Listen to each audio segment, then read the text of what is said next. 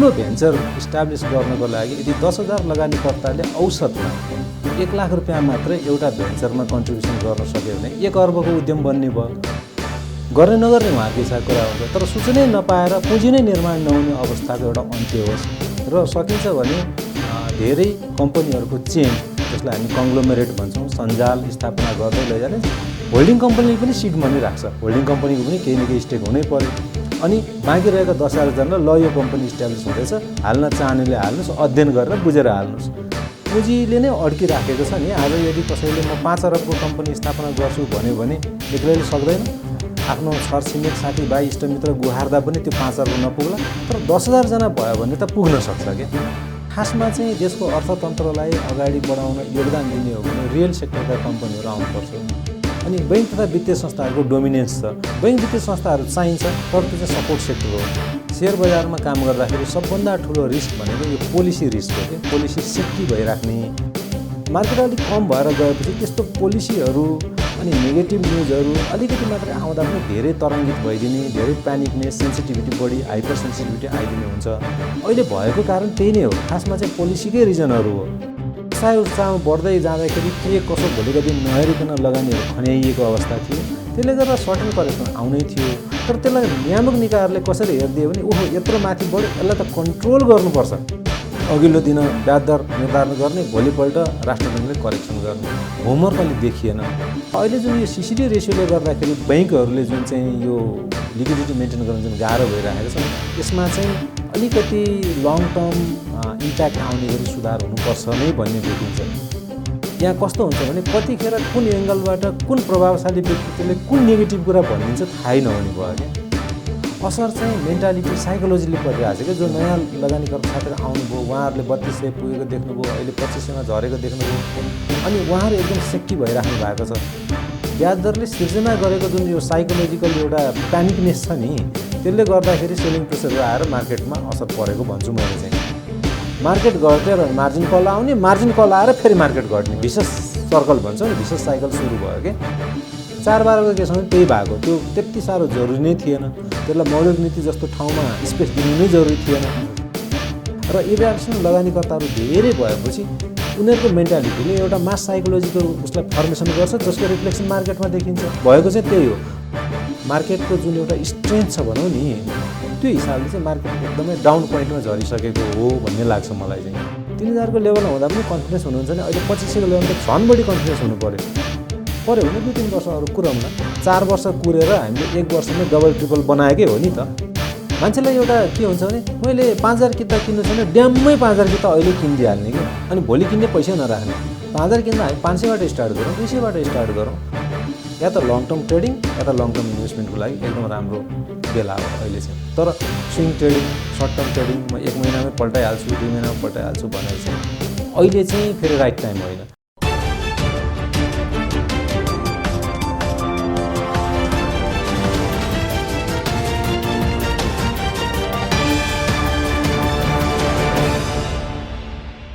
नमस्कार, अर्थसंसार टकको नयाँ एपिसोडमा यहाँलाई स्वागत छ। म लीलानाथ घिमिरे। हामी यो कार्यक्रम अर्थसंसार.com को युट्युब च्यानल अर्थसंसारमा र सरोकार टिभीमा सँगसँगै प्रसारण गर्छौँ। हामी नियमित रूपमा अर्थतन्त्रका विविध पक्षमा चर्चा गर्ने गर्छौँ हरेक साता। त्यसमा पनि सेयर बजार हाम्रो प्राथमिकतामा रहने गरेको छ। आज हामी नयाँ व्यक्तित्वसँग उपस्थित भएका छौँ। यहाँहरूसँग चिर परिचित हुनुहुन्छ। अर्थसंसार.com को युट्युब च्यानलमा उहाँको भिडियोहरू यहाँहरूले हेर्दै आउनुभएको छ। उहाँ लगानीकर्ताहरूलाई कुन क्षेत्रमा लगानी गर्दा त्यसले रिटर्न राम्रो दिन्छ भनेर प्रशिक्षण दिँदै आउनुभएको छ। सेयर बजारमा पनि उहाँले धेरै ठाउँमा प्रशिक्षण दिइसक्नु भएको छ र हाइब्रिड लगानी पद्धतिको एउटा सुरुवातकर्ता पनि हुनुहुन्छ। र अहिले उहाँले 10,000 लगानीकर्ताहरूलाई जोडेर एउटा अभियान सञ्चालन गर्दै हुनुहुन्छ। त्यो अभियानमा केन्द्रित रहेर आज हामी कुराकानी गर्नेछौँ। उहाँ हुनुहुन्छ डाक्टर केशव श्रेष्ठ। स्वागत गरौँ उहाँलाई। स्वागत छ। धन्यवाद।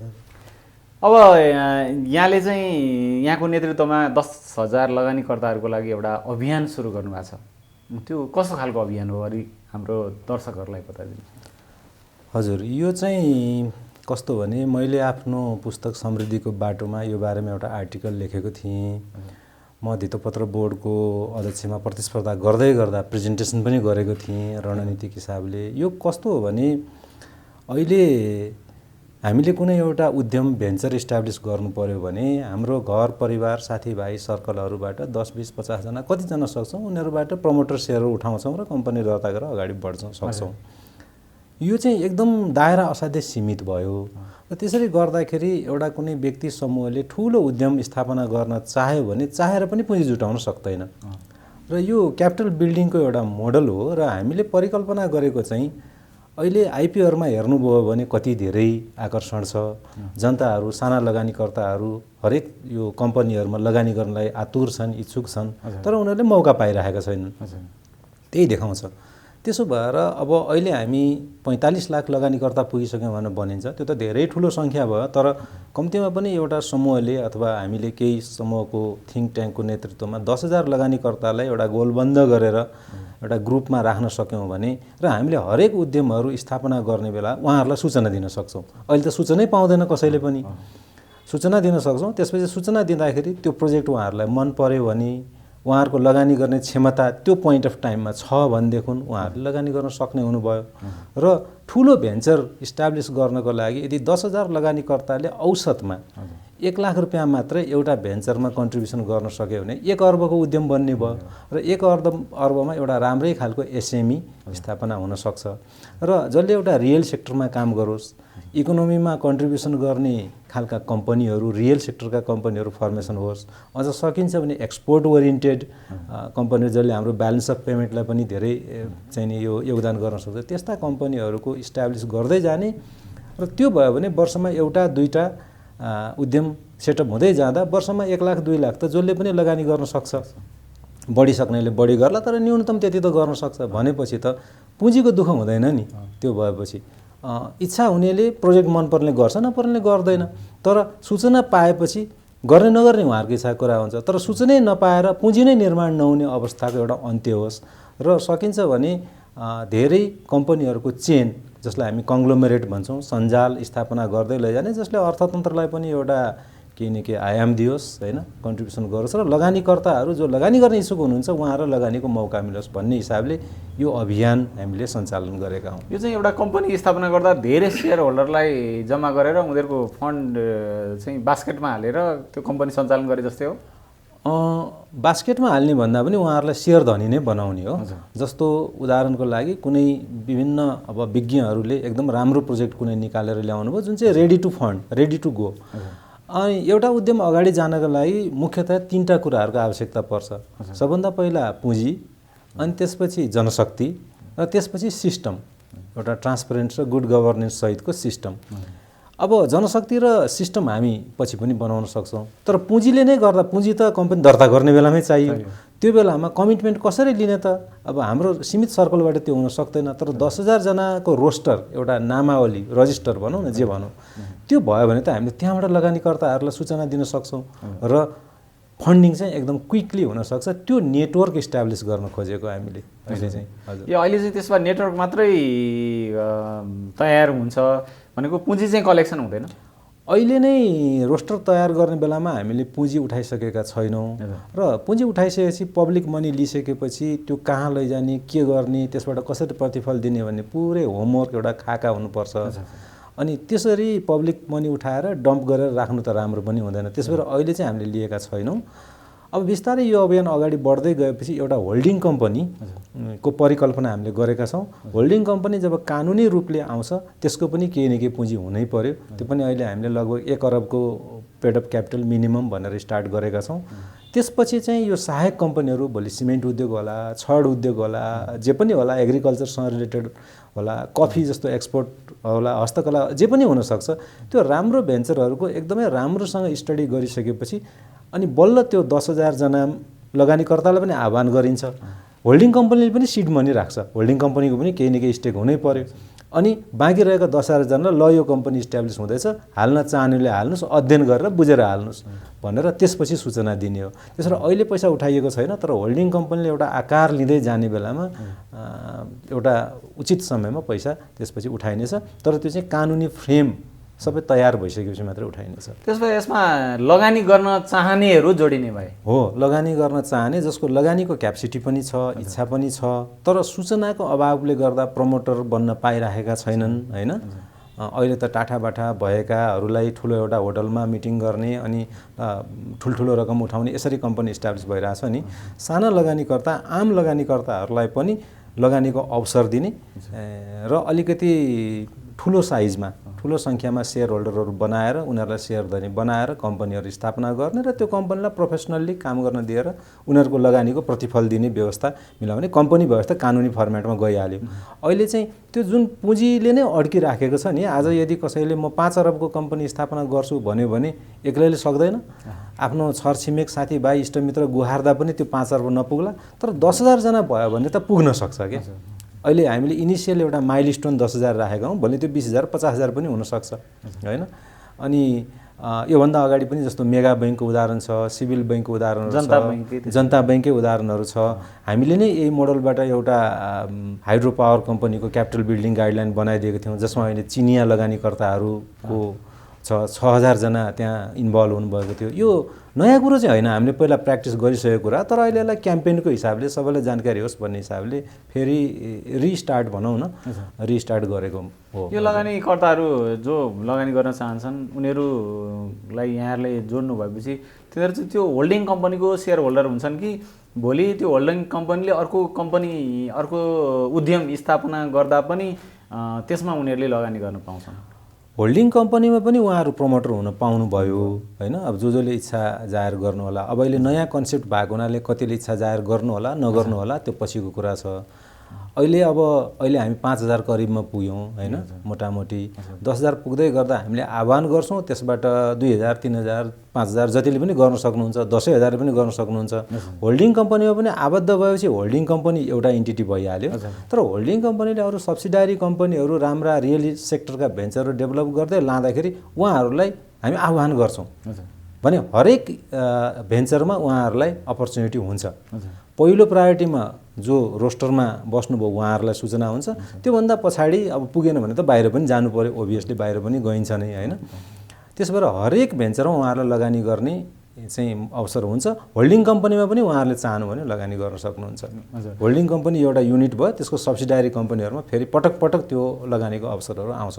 लगानी गर्ने नगर्ने चाहिँ उहाँहरूको इच्छा हो। हजुर, यो लगानी गर्न चाहनेहरू जो अभियानमा सामेल हुन चाहनेहरू चाहिँ कसरी यहाँहरूसँग जोडिने?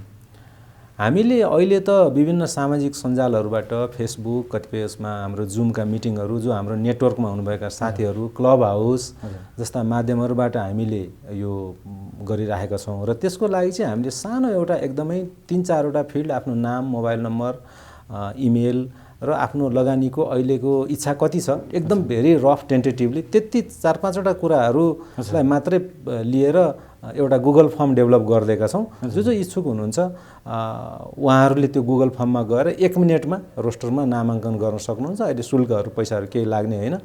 जति हाम्रो नेटवर्कमा आउनु भएको छ उहाँहरूलाई हामीले त्यो गुगल फर्मको एड्रेस दिइराखेका छौँ। कतिले अफलाइन पनि पठाइराख्नु भएको छ, अफलाइन पठाएको हामीले अफलाइन नै कम्पाइल गर्दैछौँ, तर गुगल फर्मको माध्यमबाट 1 मिनटमै त्यो आफ्नो डिटेलहरू भरेर त्यसमा चाहिँ लिस्टिङ हुन सकिन्छ।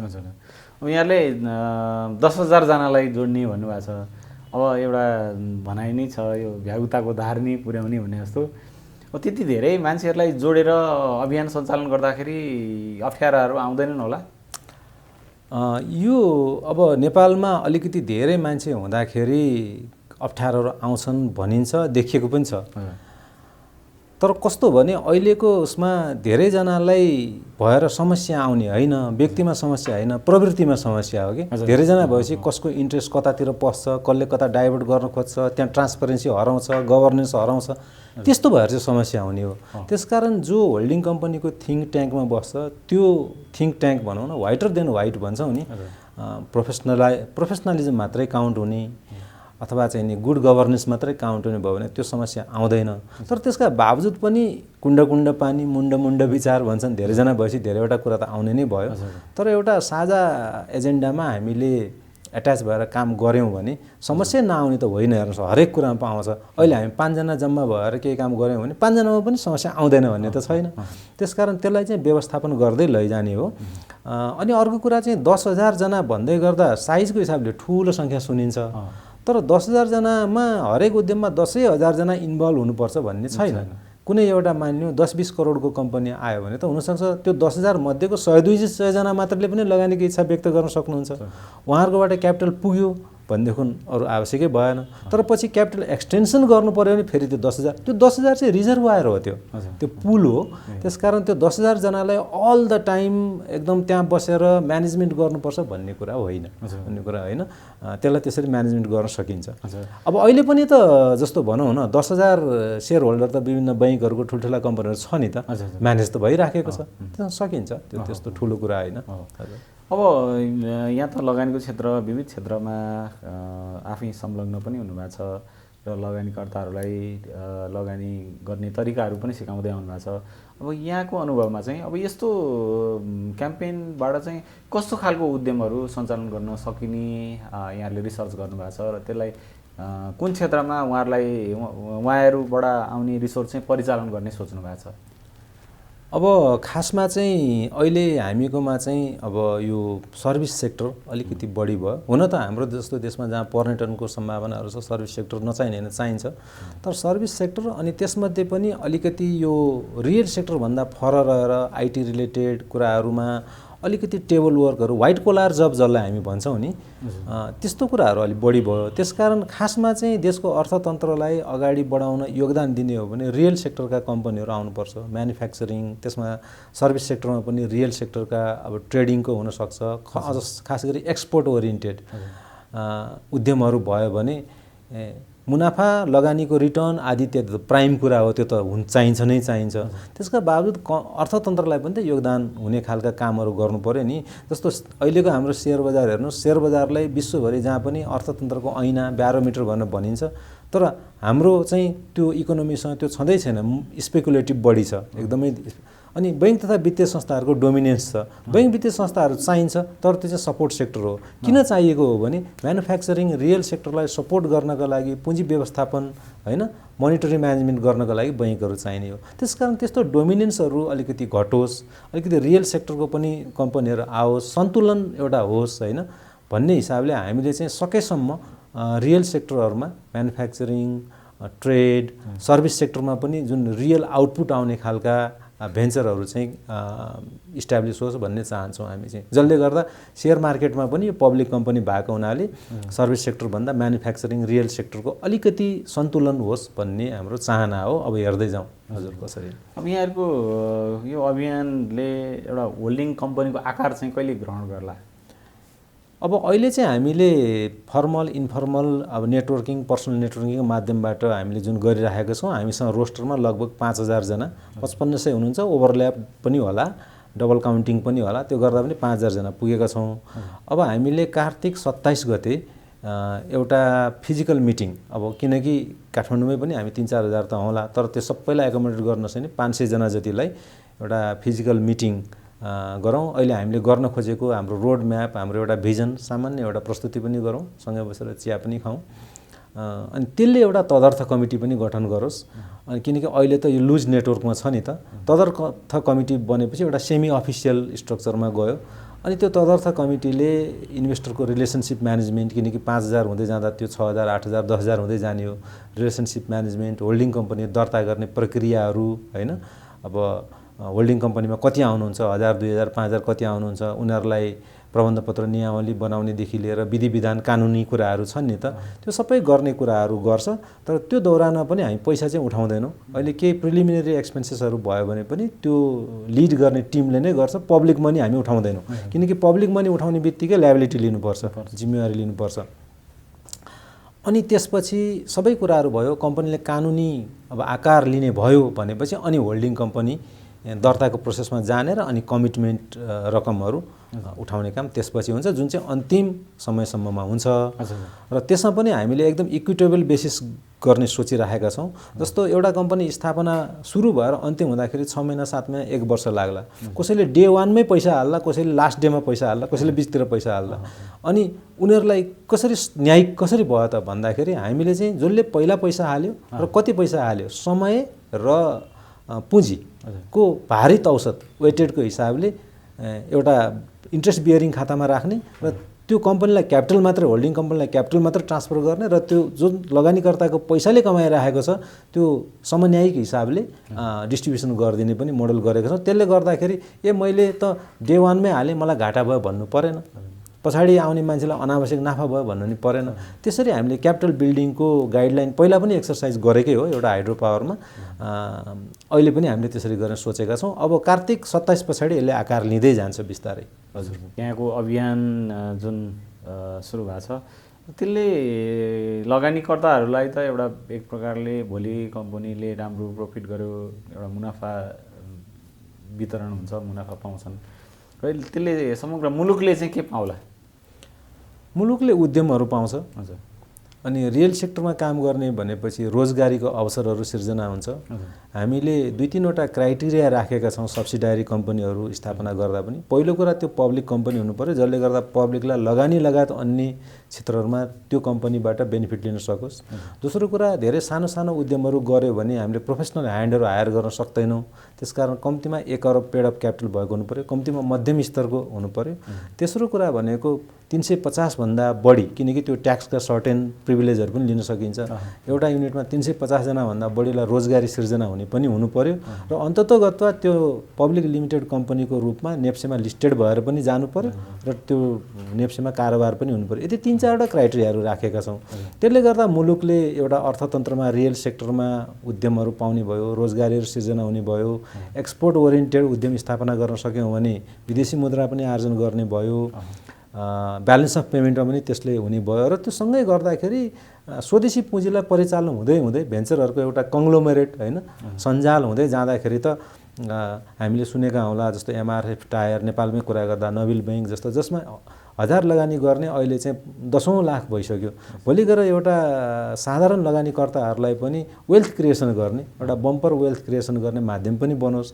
अनि हामीले लगानी भन्ने बित्तिकै आज किन्यो भोलि बेचिहाल्ने यति सर्ट साइटेड भएर होइन कि अलिकति लामो समयमा कम्फोर्टेबल इन्भेस्टमेन्ट गरेर गर्दाखेरि लगानीकर्ताको क्यापिटल म्याक्सिमाइज हुँदै जाँदा त्यो मार्केट क्यापिटलाइजेसन त राष्ट्रको पनि हो नि त हैन, राष्ट्र पनि समन्वित हुँदै जाने, कर पाउने भयो हैन। यी सबै कुराहरूले गर्दा मुलुकलाई पनि एउटा ठोस कन्ट्रिब्युसन होस् र लगानीकर्तालाई त हुनै पर्यो, उनीहरूले पैसा लगानी गरेपछि। त्यस्तो खालको परिकल्पना हो। यहाँको अभियानले सफलता प्राप्त गरोस्, हाम्रो शुभकामना छ। र यहाँसँग कुरा गरिरहँदा मैले सेयर बजारलाई छुट्याएँ भनेदेखि मेरो दर्शक पाठकहरूप्रति पनि अन्याय हुन्छ। त्यस हुनाले हामी अर्को पाटोमा चाहिँ अलिकति अहिलेको वर्तमान सेयर बजारको अवस्थाबारे कुराकानी गरौँ। अहिले बजार चाहिँ दसैँ अगाडि अलि सामान्य करेक्सन होला भन्ने सोचेको थियौँ, तर बजार निरन्तर करेक्सन भयो। अब दसैँ सकिएपछि त अब रिभाइभ होला, यसले बाउन्स ब्याक गर्छ भन्ने लागेको अवस्थामा झन् चाहिँ उल्टो दिशातिर ओह्रालो नै यात्रामा लाग्यो। आज अलिकति थोरै करेक्सन जस्तो देखिया छ, के अरे बाउन्स ब्याक हो कि भन्ने जस्तो देखिया छ।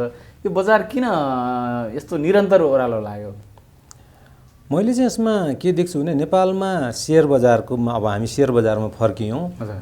सेयर बजारमा काम गर्दाखेरि सबभन्दा ठुलो रिस्क भनेको यो पोलिसी रिस्क हो। के पोलिसी सेक्की भइराख्ने, अनि पोलिसीले माथि चढ्दा झराउनको लागि पोलिसी आएको जस्तो हिसाबले आउने, इन्टेन्सनल नहोला तर त्यस्तो देखिन्छ।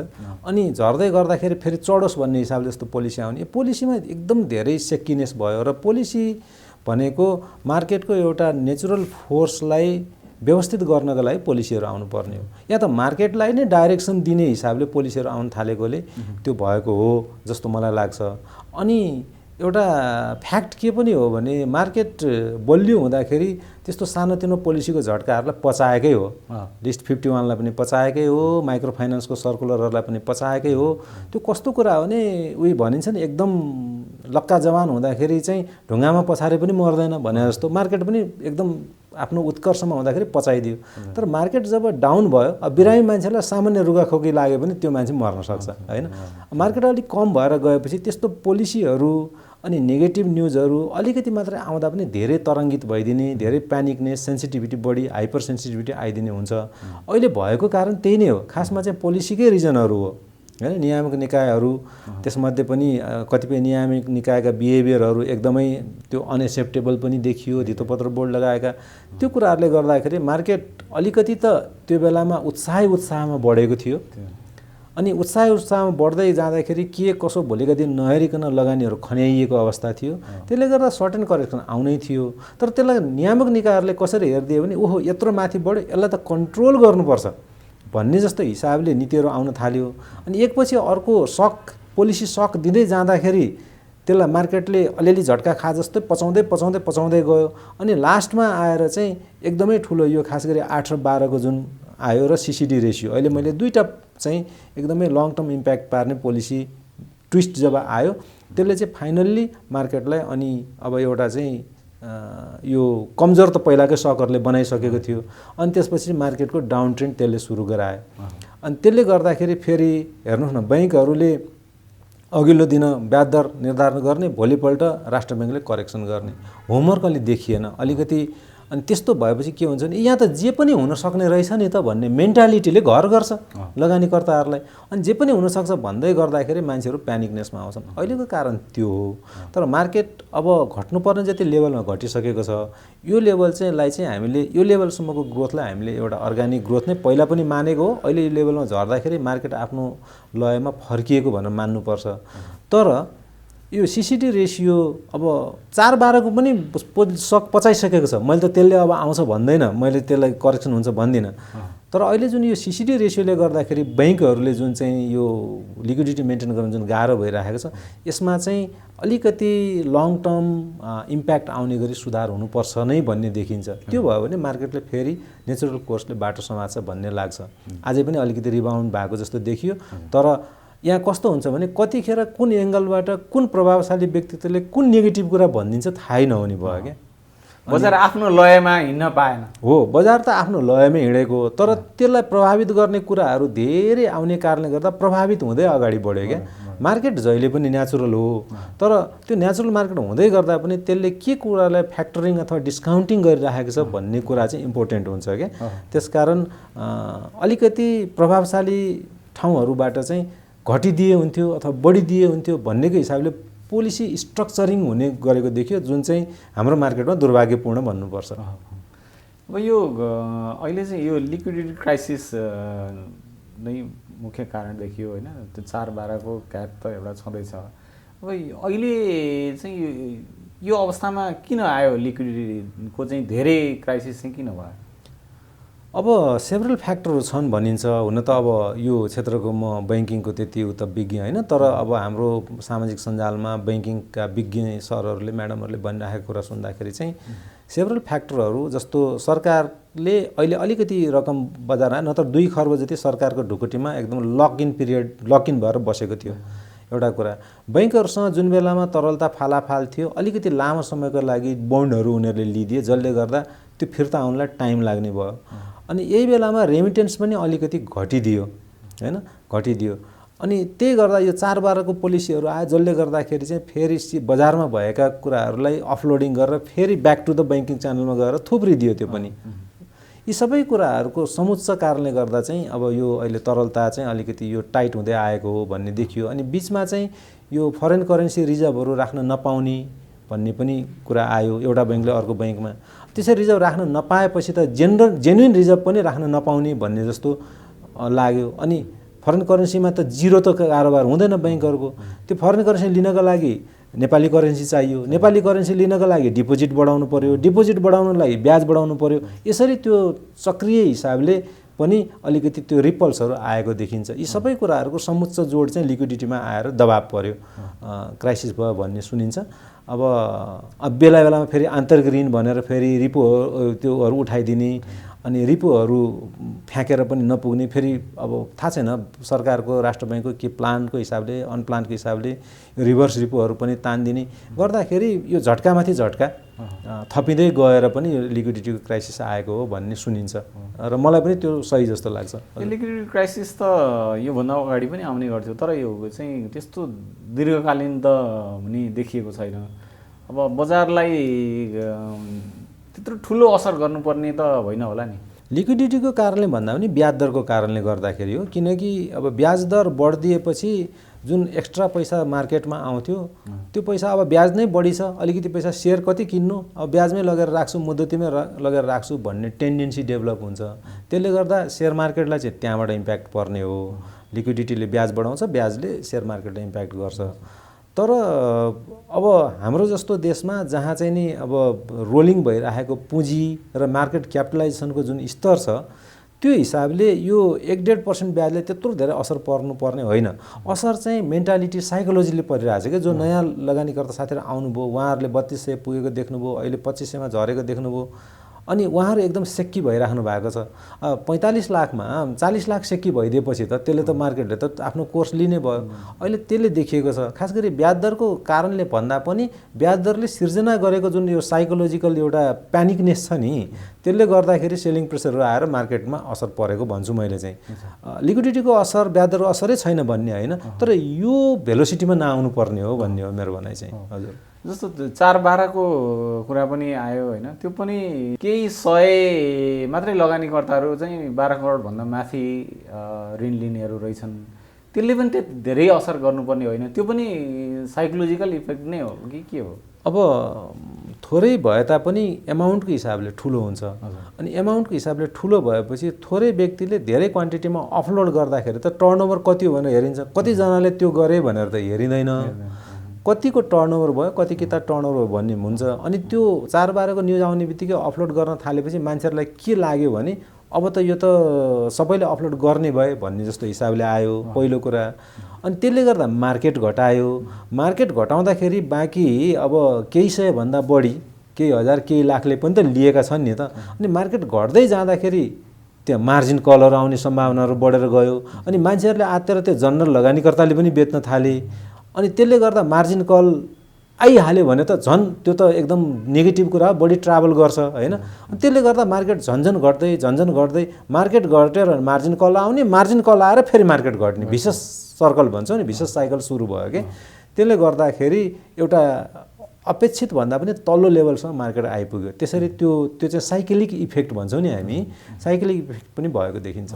राष्ट्र ब्याङ्कले 4-12 को क्याप लाउनु पर्ने अवस्था नै आएको थियो र यो अर्थतन्त्रमा त्यसले सेयर बजारमा गएको लोनले मार्केटलाई एउटा नेचुरल कोर्समा चल्न दिने भनेर भनिसकेपछि फेरि तिमीले 12 करोडभन्दा नल्याऊ, 4 करोडभन्दा यो गर्नु हुँदैन। त्यसमध्ये पनि पहिला सिङ्गल अब्लिगेटरी लिमिट थिएन, पछि गएर होइन यो त व्यक्तिले त जति पनि लिन सकिन्छ नि भन्ने एउटा मानसिकता भएपछि होइन यो त सिङ्गल अब्लिगेटरी लिमिट हो भनिदियो। यो सबै कुराले गर्दाखेरि चाहिँ अलिकति आवश्यकताभन्दा बढी टाइट हिसाबले गर्न खोजेको जस्तो पनि देखियो। हुन त राष्ट्र ब्याङ्क नियामक निकाय भएपछि उसले केही सय केही हजारलाई हेर्ने होइन, उसले पब्लिक एट लार्जलाई हेर्ने हो।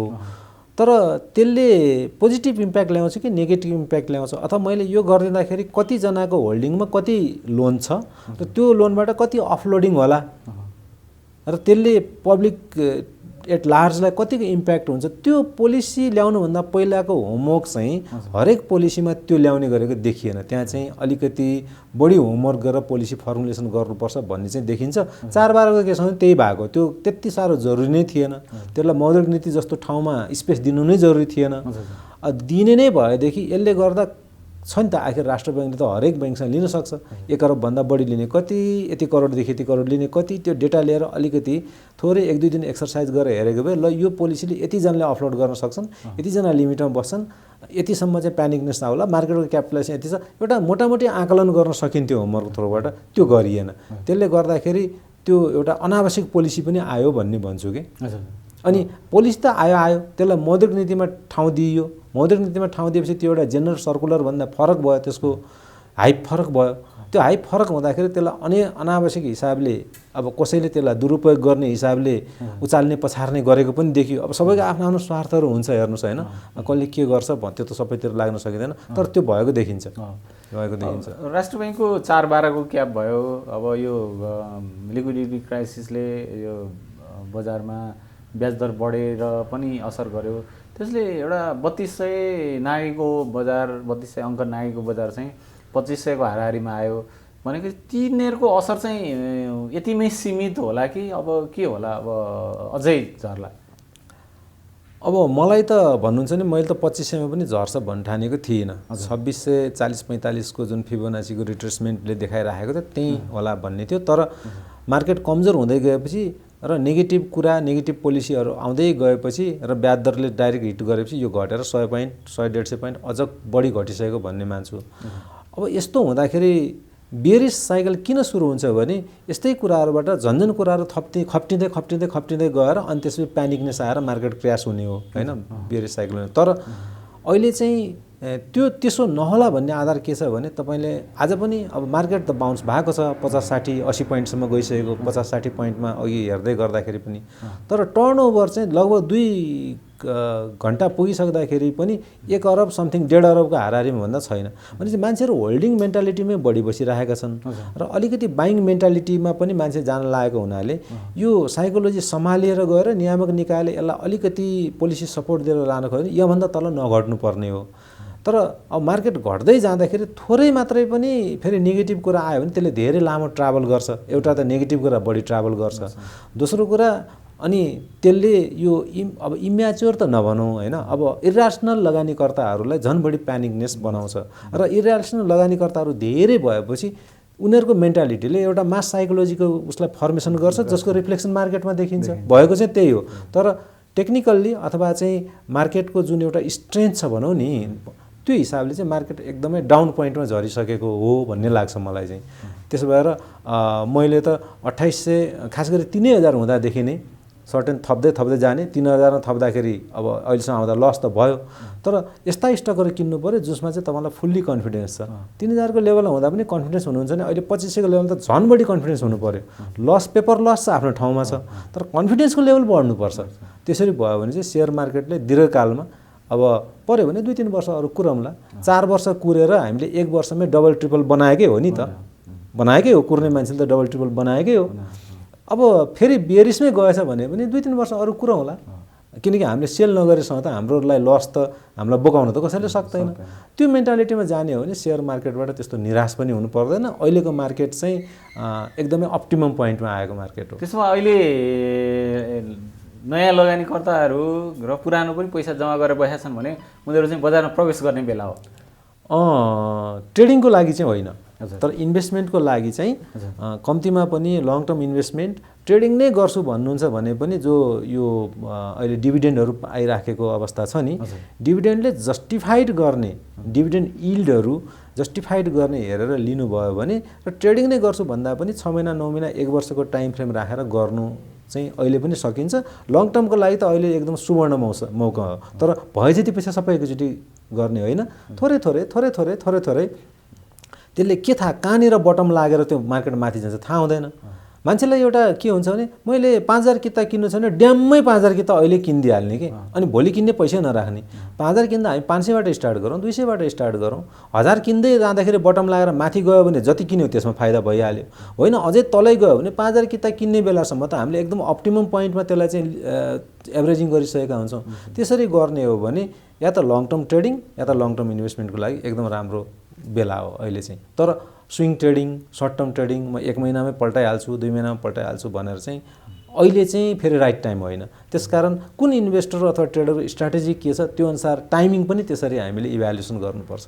हुन्छ, यहाँले जुन अभियान सञ्चालन गर्नुभएको छ त्यो अभियानको बारेमा र बजार वर्तमान सेयर बजारका बारेमा हाम्रो पाठक श्रोतालाई केही जानकारी गराइदिनु भयो, धेरै धन्यवाद। हुन्छ, हस्, मलाई पनि यहाँ आएर आफ्नो अभियानको बारेमा बताउने मौका दिनुभयो। सम्भवतः त्यो लिङ्कलाई हामीले पनि कतै इन्सर्ट गरिदिन सक्यौँ भने हाम्रो श्रोताहरूले त्यो लिङ्कबाट पनि धेरैजनाले एक्सेस गर्नुहुन्छ। तपाईँहरूको पपुलर मिडियाको मार्फतबाट यो मौकाको लागि धन्यवाद हजुर।